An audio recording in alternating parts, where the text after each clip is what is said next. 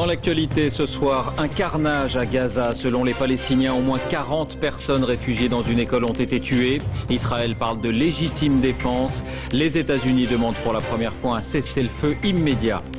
La France saisie par le froid, il a fait jusqu'à moins 10 degrés en Picardie.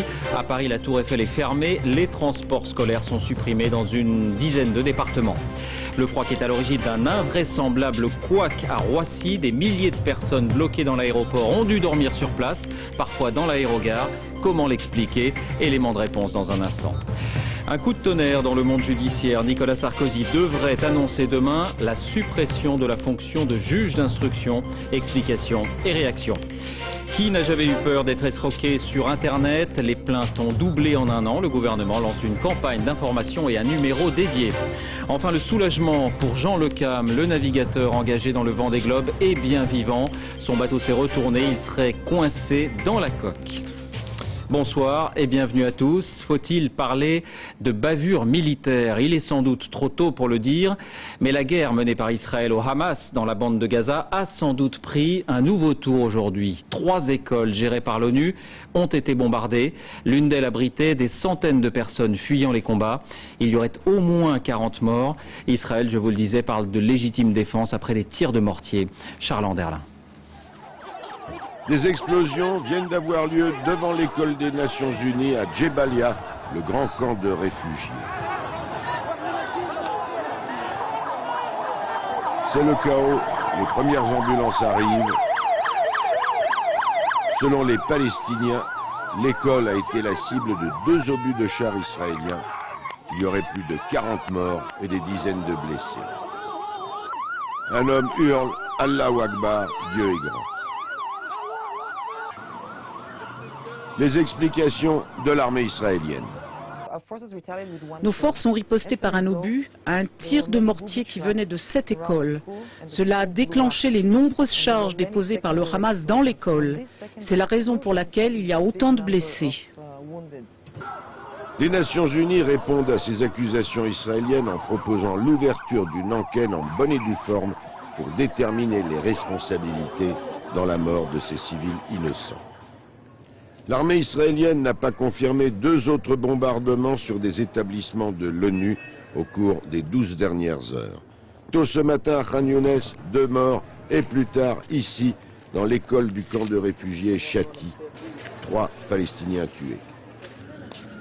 Les Nations Unies avaient ouvert ces bâtiments pour permettre aux familles dont les maisons ont été détruites de s'y réfugier en lieu sûr.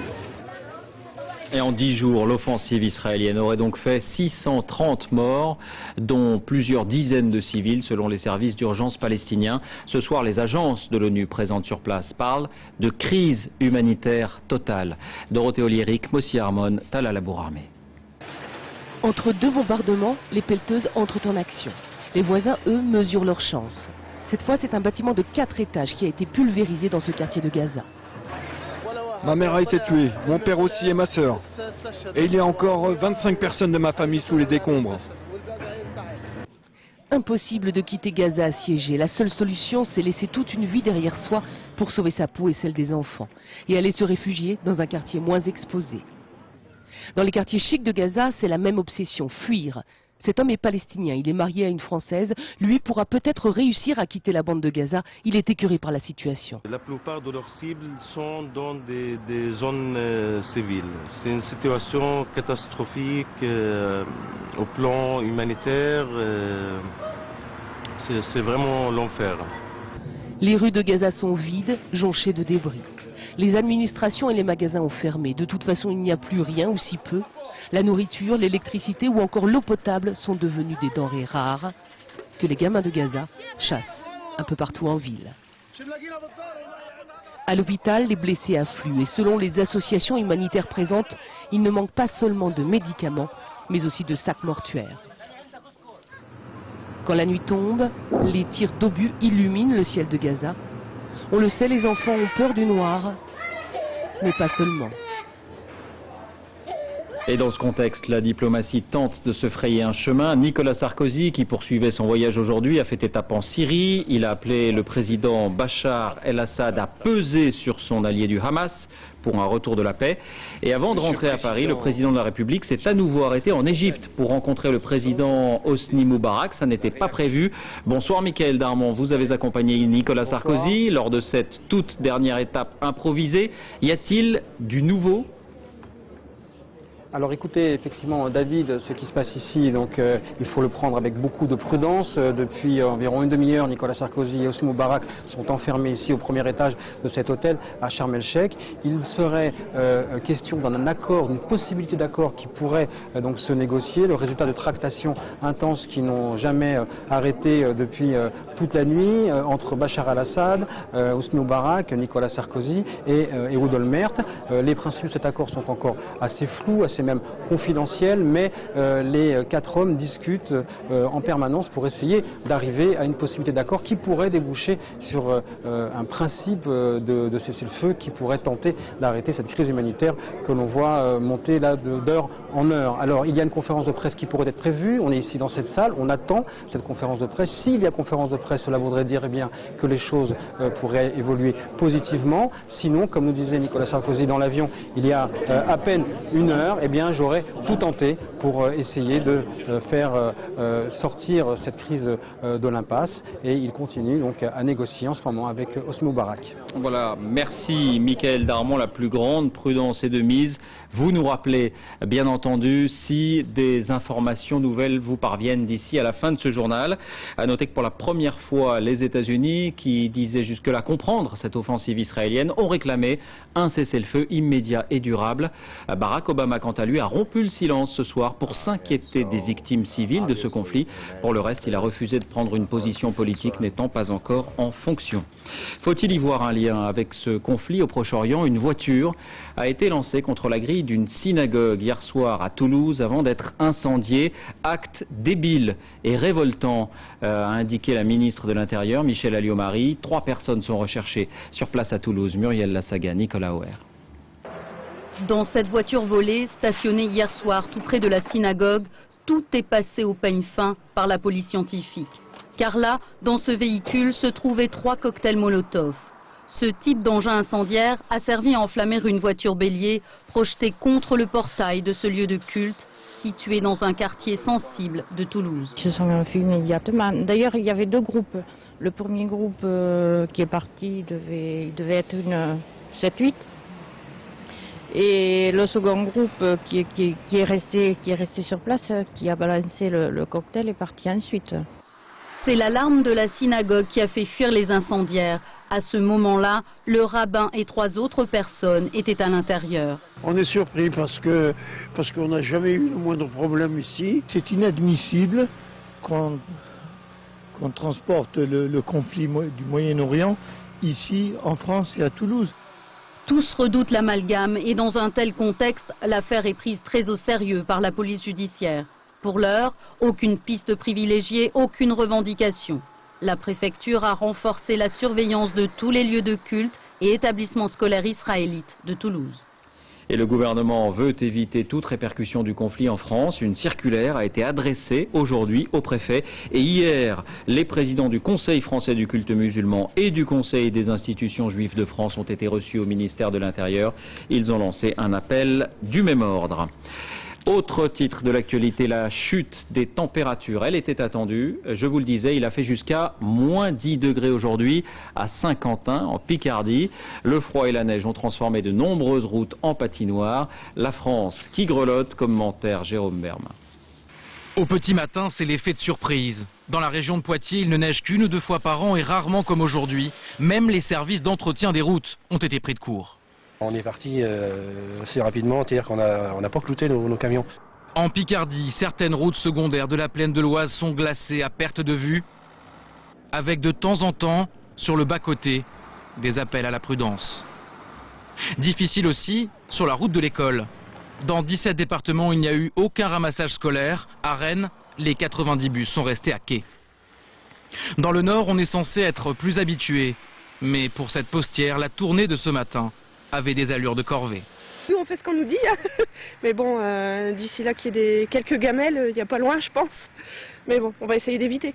Près d'Orléans, pour saler les routes, il y a deux méthodes, industrielle ou manuelle. Pour la circulation à pied aussi, avec une canne de montagnard. Ah ouais, vous savez, j'ai pas peur du ridicule. Moi. Ou victime de la mode. Plusieurs fois j'ai eu l'occasion de tomber, ouais. Désormais, c'est dans le sud du pays que la neige tombe. Ces 6 départements ont été placés en alerte orange. Et direction maintenant l'un des villages les plus froids de France. Il s'agit de Mout dans le Doubs. Il y faisait moins 13 degrés ce matin sur place Denis-Sébastien. Olivier Jacquelin. On l'appelle parfois la petite Sibérie française. Mout, 900 mètres d'altitude. Ici, ce sont les gendarmes qui font les relevés météo quotidiens. Ils peuvent en témoigner. La réputation de la commune n'est pas usurpée. Au plus froid, durant cette nuit, on a eu moins 13 degrés. Moins 13, une température habituelle pour la saison ici. Dans les annales, il y a un record à moins 40 en 1985. Le froid à Mout, on apprend donc à vivre avec dès le plus jeune âge. Et pas question de supprimer une récréation pour cause de gel prononcé. Le froid, c'est bon, ça tue les microbes. Et par contre, s'il fait très froid, on va limiter le temps, mais vous pouvez remarquer que ça ne les effraie pas. Parmi les conseils que donnent volontiers les habitants ici, bien se nourrir, bien se couvrir. Ne pas hésiter à multiplier les couches de vêtements pour limiter les déperditions de chaleur. Une petite chemise, un gilet et puis mon manteau. Manger de la soupe pour garder un peu le sang chaud et garder de l'énergie pour la journée, quoi. Bien couvert, bien habillé, chaudement, puis faire de la marche, hein, c'est très bon. Mais attention tout de même, le docteur Guyon, généraliste dans la commune depuis 20 ans, met en garde les personnes les plus fragiles. Les gens qui ont des pathologies cardiaques, type angine de poitrine ou asthme, on leur déconseille effectivement de sortir quand les températures sont très négatives. La nuit qui s'annonce promet encore d'être froide, moins 17 annoncé pour ce soir à Mout, mais ici, personne ne se laissera surprendre. Et cette vague de froid met le réseau électrique sous tension. Un nouveau record absolu de consommation a été battu il y a 1 heure tout juste. Une alerte est même lancée en Bretagne où l'on craint une rupture d'approvisionnement. Julien Beaumont, Sylvain Dobat. Alerte rouge. Ce SMS, 6300 volontaires bretons viennent de le recevoir. Et à chaque fois le même message, limitez votre consommation. Conséquence, cette famille va changer ses habitudes ce soir. On va faire attention. Si j'ai plusieurs choses à cuire, je vais essayer de cuire évidemment tout en même temps. Et puis effectivement, le soir, on évite le four parce que c'est ce qui consomme quand même beaucoup. En cause, le froid. 1 degré en moins par rapport aux normales saisonnières et la consommation explose. L'équivalent de 2 fois l'énergie utilisée par Marseille. Or, 1 foyer sur 3 se chauffe à l'électrique, record européen. Cela représente 10% de la consommation nationale. Voilà pourquoi ce soir, un nouveau pic vient d'être battu. Dans ces conditions, 2 régions risquent des coupures, PACA et Bretagne. Dans l'ouest, les équipes s'y préparent. Tous les moyens de production disponibles sont couplés sur le réseau et le moindre aléa, s'il se passe pendant un pic de consommation, nous obligerait à faire des délestages ciblés à l'ouest de la Bretagne pendant une durée limitée. Conséquence, 56 des 58 réacteurs nucléaires sont en activité. Pas suffisant. Alors des centrales thermiques au fioul ou au charbon ont été relancées. Problème, elles dégagent du CO2. Voilà pourquoi il est conseillé aux heures de pointe de différer si possible l'utilisation d'appareils électriques ou d'éteindre les lumières inutiles. Et on s'arrête maintenant sur ce couac géant hier soir à Roissy. Étonnant mais vrai, quelques centimètres de neige et des températures très froides mais prévues par la météo ont suffi à bloquer 140 vols et des milliers de passagers. Alors dans un instant, on en viendra aux explications techniques. D'abord la grande pagaille hier soir, reportage Julien Dupéret, Valérie Lerouge, Mathias Second. Pour certains, c'est le 2e coucher de soleil qu'ils contemplent depuis l'aérogare. Ce soir, 1500 passagers attendent encore de pouvoir prendre un avion à l'aéroport de Roissy. On a voulu s'enregistrer là-bas et en fait on nous a dit de venir ici. C'était un surbooking. Et ce n'est pas gagné. On m'a donné la carte pour les vols de 18h ce soir. J'arrive ici, annulé encore pour la 3e fois. Des heures d'attente et d'impatience. La nuit dernière, près de 2000 personnes ont dû dormir ici, avec pour seul confort une couverture et des plateaux repas. On va dormir par terre à l'aéroport, voilà. Une femme de 65 ans et puis qui a déjà fait 800 km pour venir prendre l'avion ce matin. Face à une caméra, une employée de la compagnie affirme maîtriser la situation. On pourra rerouter, donc reporter nos clients facilement. Mais un passager bloqué l'interrompt. Ne racontez pas de crack, c'est pas la peine. Nous ne sommes pas logés, nous avons 75 et 76 ans, nous arrivons de Buenos Aires et même d'Ushuaia, on a 15 heures de vol. Des voyageurs, bien souvent étrangers, qui ne comprennent pas la désorganisation totale de l'aéroport pour 2 cm de neige et du verglas. À Montréal, on fonctionne, la ville fonctionne, tout fonctionne. La neige, ça ne nous dérange pas, mais ici, avec 2 cm de neige, il n'y a plus rien qui marche. Vous avez eu des précipitations neigeuses, une baisse forte des températures, de la neige qui s'est retrouvée bloquée sur les ailes des avions. Et tout ça, mis bout à bout, a fait que pendant un temps, il a fallu bloquer les décollages. Ce soir, le trafic aérien a repris à Roissy, mais rien ne dit que les centaines de passagers en souffrance auront tous un vol avant la fermeture des pistes. Et avant de retrouver Valérie Lerouge en direct, un point technique. L'ennemi des avions se nomme le givre. Apparemment, les équipements n'ont pas bien fonctionné. Jean-François Firet. L'opération est fastidieuse, mais obligatoire par grand froid. De 5 à 10 minutes minimum pour dégivrer un gros porteur. 2 ou 4 machines propulsent en même temps un mélange d'eau chaude et de glycol, un solvant ultra puissant. Une fois dégivré, l'avion doit décoller en une trentaine de minutes. Du givre sur un avion, pourquoi cela peut-il être dangereux? Une couche de glace, même de quelques millimètres, pèse jusqu'à plusieurs centaines de kilos. L'avion est plus lourd et donc plus difficile à manœuvrer. Mais alors pourquoi un avion qui vole à haute altitude par moins 50 degrés ne gèle-t-il pas? Au-dessus des nuages, l'air est plus sec, pas de pression extérieure, pas de glace. Pour les vols à basse altitude, les avions sont équipés d'un système thermique de dégivrage. Un système que le pilote de la West Caribbean n'avait pas activé le 16 août 2005. 160 morts, dont 152 Martiniquais. Bonsoir Valérie Lerouge, vous êtes en direct sur place à Roissy. Alors ça n'est pas la première fois qu'il y a de la neige ou un coup de froid en hiver. Comment expliquer ce raté? Alors ce n'est pas seulement l'effet de 2 ou 3 cm de neige qui explique cette pagaille, c'est un effet domino. Alors il y a le dégivrage des avions, on vient de le voir, qui prend du temps, environ 15-20 minutes à chaque fois. Ensuite, les intempéries obligent les contrôleurs aériens à espacer davantage les atterrissages et les décollages. Résultat, ici à Roissy, il y a 1500 vols par jour en moyenne, atterrissage et décollage. Il n'y en a eu que 1100 hier, 400 vols annulés. Enfin, les avions qui accumulent des retards font moins d'escales au fil de la journée. D'où ces 4500 passagers laissés en errance hier soir. Et les capacités hôtelières de Roissy ne sont pas illimitées. Donc 3000 ont pu être hébergés et 1500 environ ont dormi ici. Valérie Lerouge à Roissy. Merci Valérie pour ces explications. Il est 20h16 à suivre. Elles peuvent abuser n'importe qui. Les escroqueries sur Internet ont doublé en un an. Le gouvernement lance une campagne d'information et un numéro dédié. Le plan de relance à l'épreuve, il sera discuté demain à l'Assemblée. Ce soir, l'exemple d'un sous-traitant de l'automobile qui cherche désespérément un crédit. Et puis des nouvelles réconfortantes de Jean Le Cam, naufragé dans le Vendée Globe. Le navigateur est coincé dans la coque de son bateau, mais il est bien vivant. Mais d'abord, ce bouleversement en perspective dans la justice française. Nicolas Sarkozy, vous le savez, apprécie l'effet de surprise. Eh bien, il s'apprêterait demain à annoncer la suppression du juge d'instruction. C'est le journal Le Monde qui l'affirme. Le débat est ancien sur le juge d'instruction. Il a ressurgi avec l'affaire d'Outreau. Ce serait un coup de tonnerre, en tout cas, pour le monde judiciaire. Dominique Verdaillan, Bruno Giraudot. Pas une réforme, une révolution. La disparition du juge d'instruction nourrit la chronique judiciaire depuis des années. Une mort que n'avait pas préconisée la commission parlementaire sur l'affaire Outreau, mais il y a un mois, un haut magistrat porte le coup de grâce. Aujourd'hui, le juge d'instruction est un magistrat du siège indépendant, ce qui ne veut pas dire qu'il peut instruire n'importe comment. En France, il y a 600 juges d'instruction qui gèrent environ 37 000 dossiers par an, ce qui ne représente que 5% des affaires pénales. Après un crime, après un délit, c'est le procureur qui décide de l'ouverture d'une information judiciaire. L'enquête sur le terrain est confiée aux policiers ou aux gendarmes, sous l'autorité du juge d'instruction.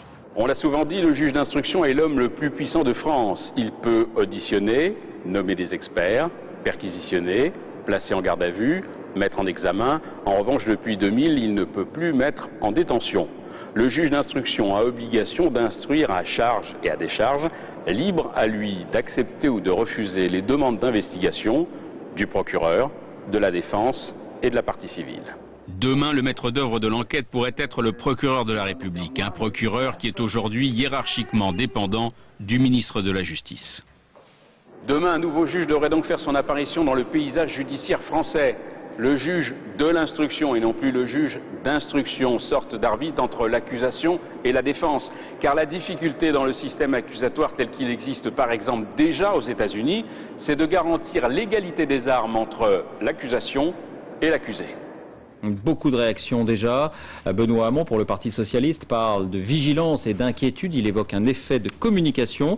François Bayrou pour le Modem y voit une foucade et juge le projet dangereux pour l'indépendance de la justice. Et puis l'Union syndicale des magistrats, majoritaire dans la profession, dénonce une régression majeure pour les libertés individuelles. Fin de citation. Qui n'a jamais eu peur d'être escroqué sur Internet? Le commerce en ligne, vous le savez sans doute, est en augmentation régulière. Eh bien, les arnaques le sont également. Les plaintes ont doublé en un an. Le gouvernement a lancé aujourd'hui une campagne d'information et un numéro dédié. C'est le dossier de cette édition. Il est signé Hakim Abdelkalek, Madi Diawara et Alain Locassio. Sur Internet, Christophe a cru à la bonne affaire. Une voiture en bon état, 58 000 km, 6 000 € seulement. Le propriétaire affirmait vivre depuis peu en Grande-Bretagne et vouloir vendre plus vite cette voiture à conduite à gauche. On a échangé quelques mails et il m'a fait comprendre que la voiture était gardée dans un garage, une entreprise qui garde les voitures à Londres, et que il suffisait de me mettre en relation avec eux pour avoir le véhicule sous 3 jours avec 14 jours d'essai. C'était la bonne aubaine, quoi. Prudent, le jeune homme pensait avoir pris toutes les garanties. Il m'a envoyé la carte grise du véhicule, une photocopie et son passeport. À partir de là, on est un peu plus rassuré, quoi. Il envoie donc un acompte de 30%, soit 1 800 €. La voiture ne sera jamais livrée. Tout était faux. L'annonce, le passeport et la carte grise.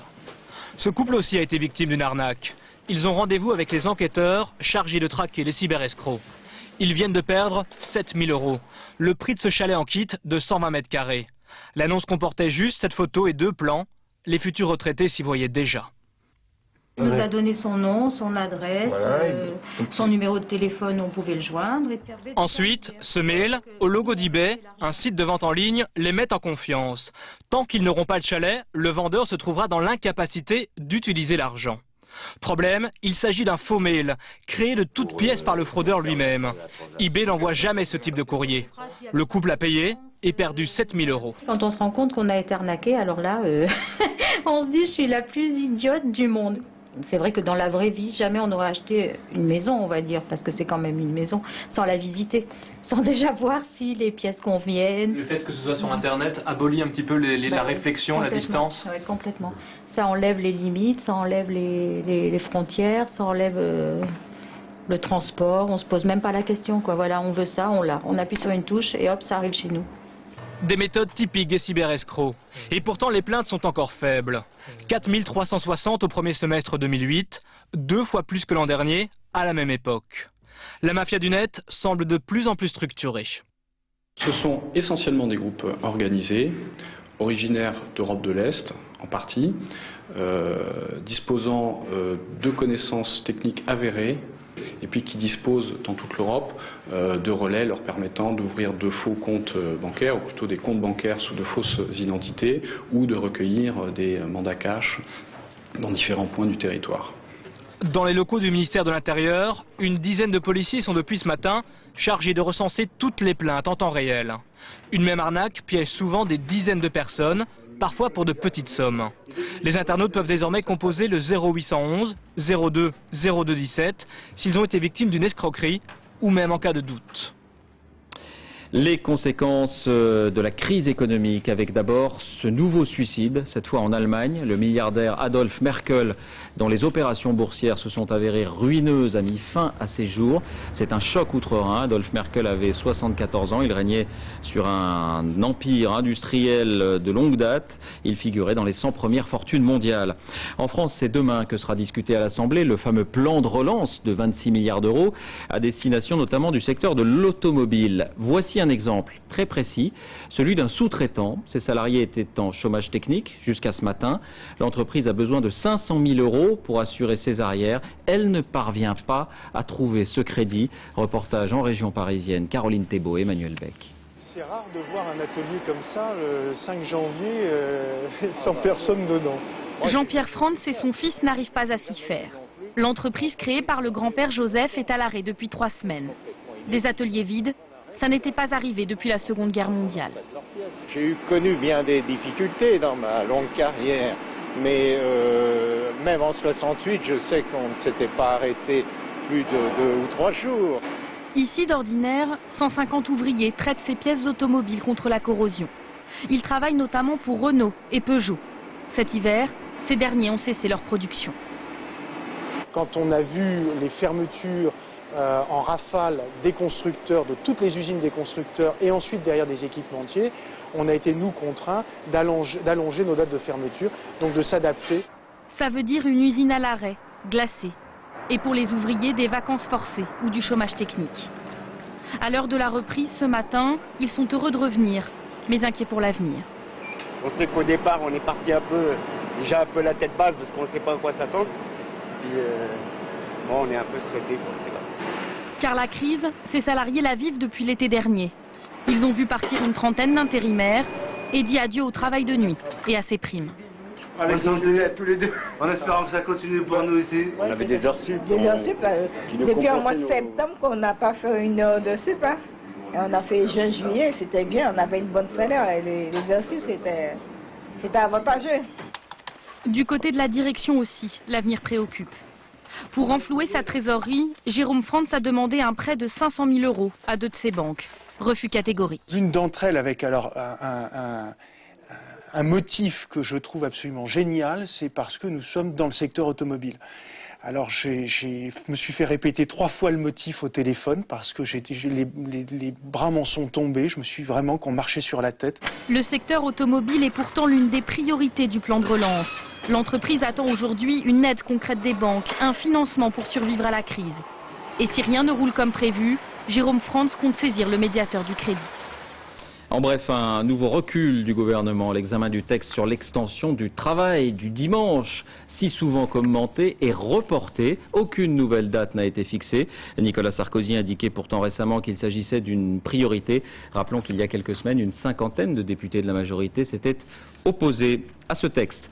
Des nouvelles rassurantes, je vous le disais, de Jean Le Cam, et on l'apprend à l'instant, le navigateur naufragé dans le Vendée Globe vient d'être récupéré par un autre concurrent, Vincent Rioux, qui est parvenu à le hisser à bord de son bateau. On revient sur les circonstances de ce naufrage avec Christophe Duchiron et Didier Dahan.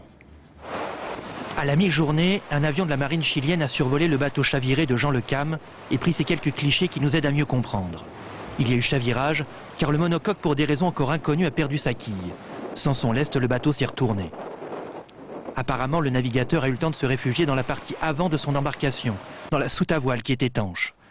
Et c'est là, sans doute habillé de sa combinaison de survie, que Jean Le Cam attend les secours. Cet après-midi sont arrivés sur zone 2 concurrents du Vendée Globe, et c'est Vincent Rioux qui a pu établir en premier un contact avec le naufragé. Vincent Rioux a fait plusieurs passages auprès du bateau de Jean. Ils ont eu un échange de cris pour bien comprendre que tout allait bien, mais Vincent a quand même entendu que Jean avait plutôt froid, ce qui se comprend aussi, mais rien de dramatique non plus.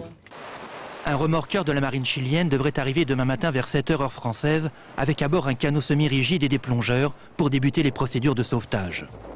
Alors Jean Le Cam serait sauvé des eaux du Vendée Globe, comme le fut l'anglais Tony Bullimore par la marine australienne, quand son bateau avait chaviré en 1997. À votre santé à tous et puis joyeux Noël. C'est tout le bien que l'on souhaite à Jean Le Cam, navigateur breton talentueux et sympathique. Il occupait la 3e place du classement. Jean Le Cam qui a donc été récupéré sain et sauf cet après-midi. Le sport encore en bref avec un nouveau succès pour Jean-Baptiste Grange. Il vient de remporter le slalom de Zagreb. En nocturne, le Savoyard est désormais numéro 1 au classement général de la Coupe du Monde. De la danse maintenant, le ballet national de Chine est pour la première fois au Palais Garnier à Paris. Isabelle Bechler, Philippe Jasselin. Sous la coupole d'une des salles de cours du Palais Garnier, le gratin du Ballet national de Chine s'échauffe.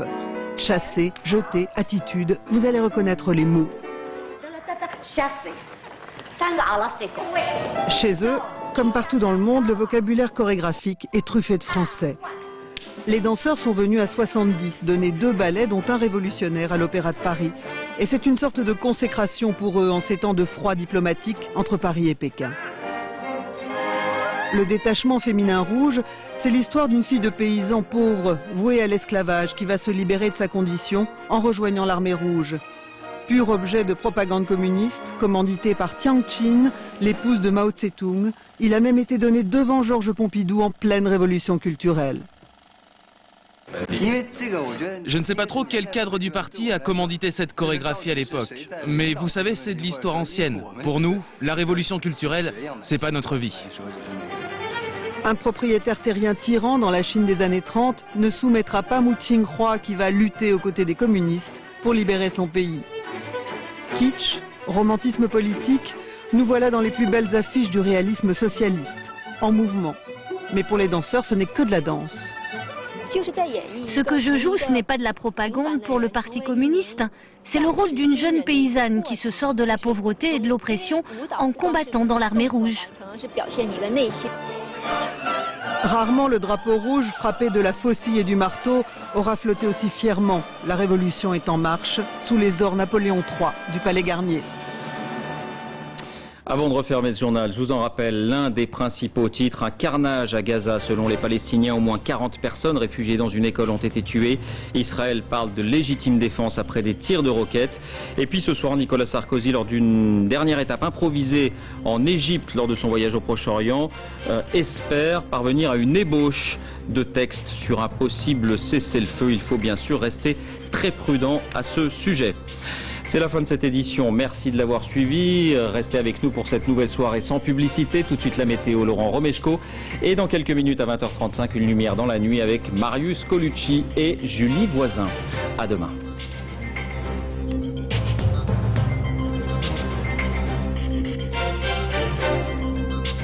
L'info en continu, c'est aussi sur France2.fr.